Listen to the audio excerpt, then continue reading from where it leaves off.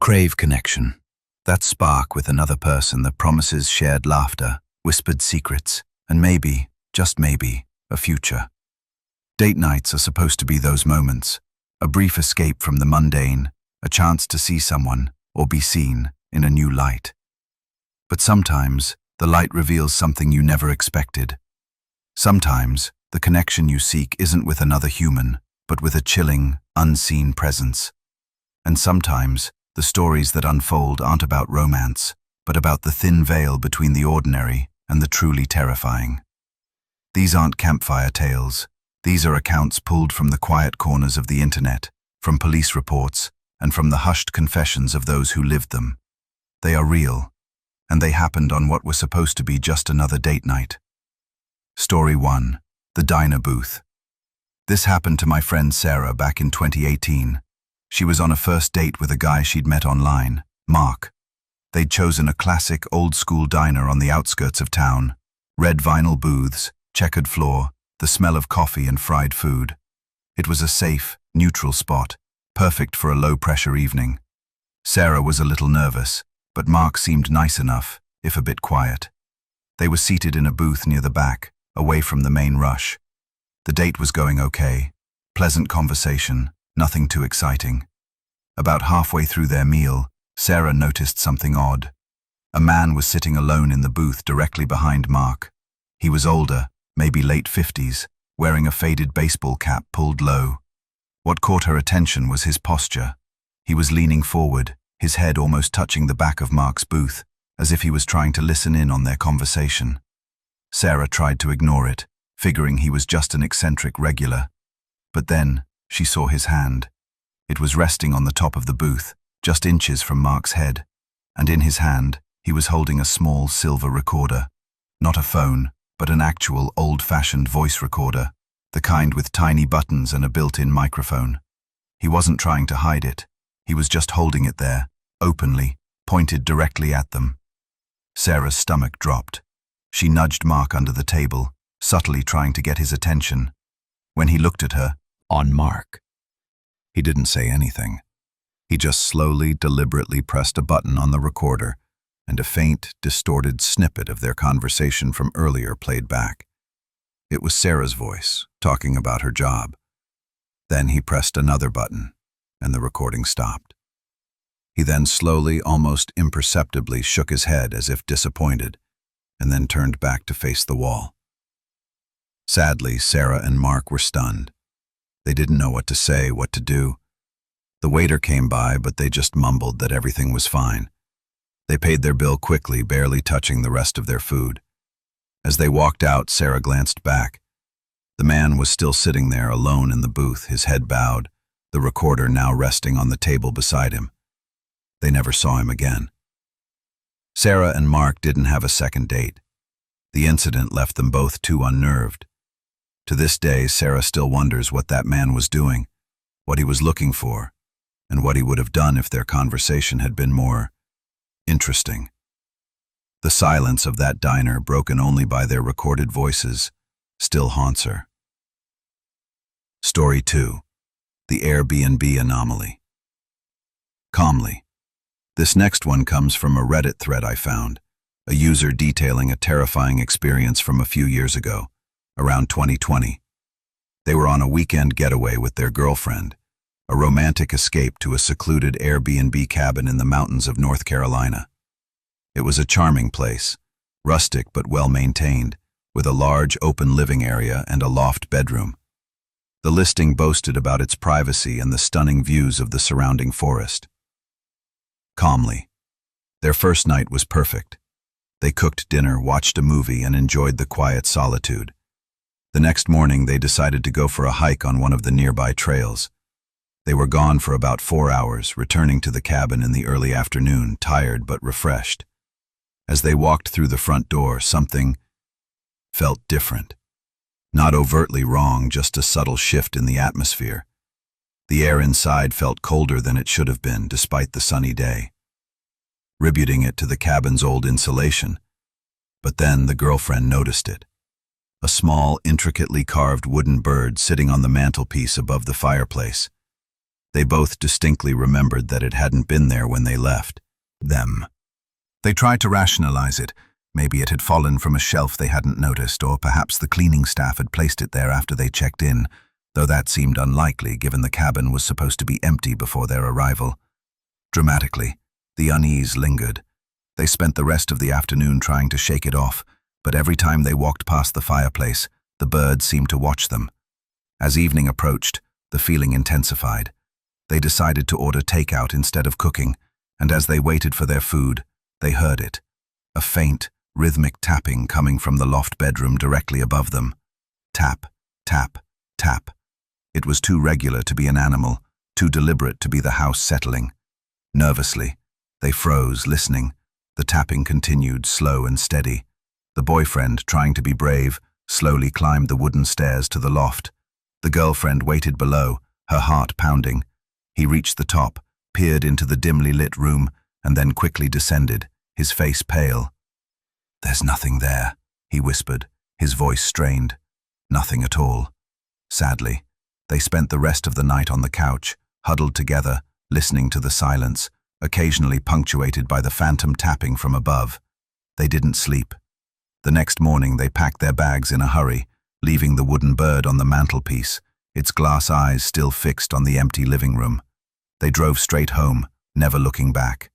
They tried to contact the Airbnb host, but their messages went unanswered. The listing for that cabin disappeared from the site a few weeks later. To this day, they have no explanation for the wooden bird or the tapping. They just know that some places, no matter how charming they appear, hold secrets that are best left undisturbed. Story 3. The drive-in disturbance. Calmly. This one comes from a police report I stumbled upon, detailing an incident from a small town in rural Ohio, dating back to 2015. A young couple, let's call them Emily and David, were on a classic date night, a drive-in movie. It was a warm summer evening, the kind where the air is thick with the scent of popcorn and bug spray. They'd picked a double feature, a horror movie followed by a comedy, settling into their car with blankets and snacks. Calmly. The first movie was a typical slasher flick, predictable but fun, coming from the car behind them. She glanced in her rearview mirror, but the windows were too dark to see anything.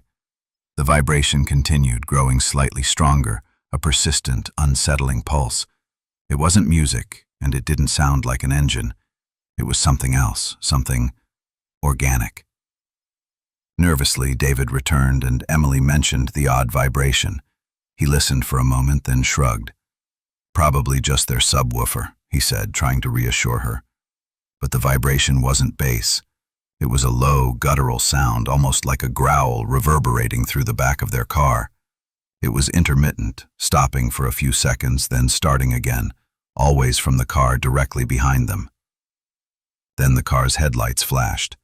Not a quick flick, but a sustained, blinding flash that lasted for several seconds, illuminating their car's interior.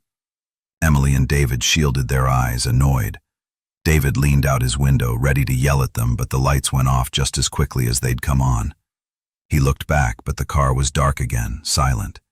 He tried to ignore it, but the unsettling feeling had taken root. Throughout the rest of the movie, the disturbances continued. The low, growling vibration would start and stop, seemingly at random. The headlights would flash, sometimes for a brief moment, sometimes for an uncomfortably long duration. Once Emily swore she saw a hand press against the tinted back window of the car behind them, a pale, distorted shape against the dark glass. They tried to move, but the drive-in was packed and there were no other spots available. As the credits rolled, Emily and David quickly started their car, eager to leave. But as David put the car in reverse, the car behind them suddenly pulled forward, blocking their exit. David honked, but there was no response. He tried to maneuver around it, but the car mirrored his movements, effectively trapping them. Panic began to set in. They were surrounded by other cars, but no one else seemed to notice or care. The other moviegoers were slowly filing out, oblivious to their predicament. Then the driver's side window of the car behind them slowly rolled down. Emily and David stared, their hearts pounding. They couldn't see a face, just a dark, indistinct shape in the shadows. A low, raspy voice, barely audible over the sound of other cars starting, whispered, "You forgot something."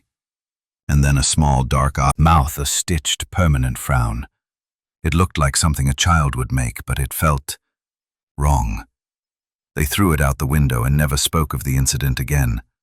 The police report filed by another couple who had witnessed similar strange occurrences at that drive-in mentioned a series of unexplained disturbances, but no arrests were ever made. The car, described as a dark, older model sedan, was never identified. The doll, however, was never found. Story 4.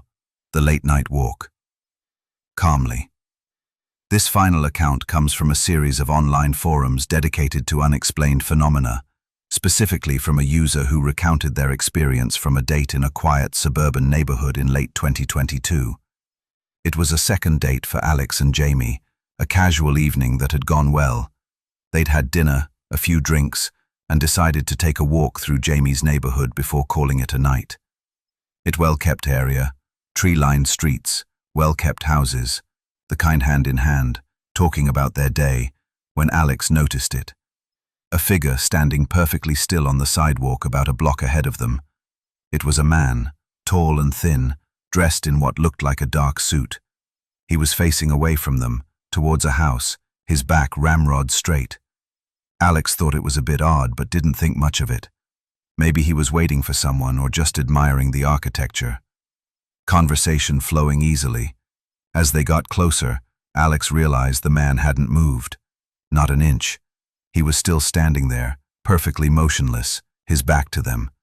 It was late, past midnight, and the streetlights cast long, eerie shadows. The air was still, and the silence of the neighborhood was profound. Nervously, Alex felt a prickle of unease. It was too still, too perfect. They were about 50 feet away when Jamie, who had been engrossed in their conversation, finally noticed him. She stopped mid-sentence, her grip on Alex's hand tightening. "Who's that?" she whispered, her voice barely audible. Alex didn't have an answer. They both stood there, watching the motionless figure. He wasn't looking at the house anymore. He was looking at something on the ground, just at the edge of the lawn. Menacingly. Then, slowly, almost imperceptibly, their pace quickened with every step. They kept their eyes fixed on the figure, half expecting him to snap upright or worse, to turn and face them. But he remained in that grotesque, bent position, a silent, unsettling sentinel in the quiet night. They didn't stop until they reached Jamie's front door, fumbling with the keys, their hearts hammering in their chests. They burst inside, locking the door behind them, and stood there, panting, staring out the peephole. The street was empty. The figure was gone. They called the non-emergency police line, but there was nothing to report. No crime committed, just a deeply disturbing encounter. The police patrol found nothing out of the ordinary. Alex and Jamie never saw the man again. They still go on dates, but they avoid late-night walks in quiet neighborhoods. The image of that figure, bent at an impossible angle, remains burned into their minds, a chilling reminder that even in the most mundane settings, something truly unsettling can be waiting, just around the corner, in the quiet of the night.